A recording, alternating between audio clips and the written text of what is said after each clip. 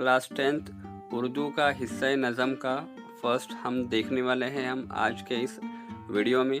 इसके question answer हम देखेंगे।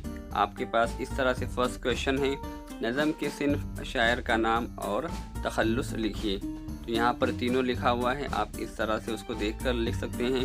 फिर सवाल नंबर 2 है, नज़म में बयान की गई अल्लाह ताला की सिफ़ात को तहरीर कीजिए। इसका भी जवाब आप इस तरह से देखकर लिख सकते हैं।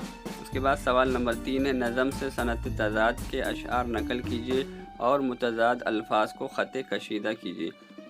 उसके बाद सवाल नंबर 4 है, कुल हुवल्लाहु अहद इस आयत के मफ़हूम वाला शेर नकल कीजिए। और सवाल नंबर 5 है, नज़म से कोई 4 काफ़िये लिखिए।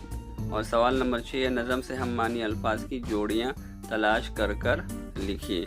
तो इस तरह से आप इसको देखकर लिख सकते हैं। उसके बाद नज़म से कोई आपको एक अपना पसंदीदा शेर बताना है, वो आप लिख सकते हैं और उसकी कोई वजह क्या है, आपको क्यों पसंद है, आपको वो देखकर लिखना है। उसके बाद यहाँ पर सवाल नंबर 8 है, आप इस तरह से देखकर लिख सकते हैं। उसके बाद अशआर की मुख्तसर तशरीह करना है।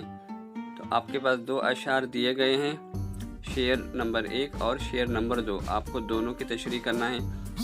उसके बाद यहाँ पर क्वेश्चन है, काफ़ियों के अलावा दूसरे हमसूती आवाज़, एक जैसे आवाज़ हम काफ़िया के अलावा जो आए हैं वो आपको लिखना है।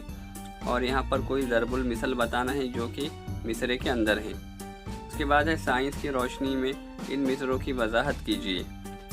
अपने महवर पे है गर्दिश में अगर शम्सो कमर। उसके बाद जो दूसरा है, दिन रात में पिरोए हुए हैं मोती की तरह। इसको साइंटिफिक रीज़न के हिसाब से अपने आप से इसको लिखना है।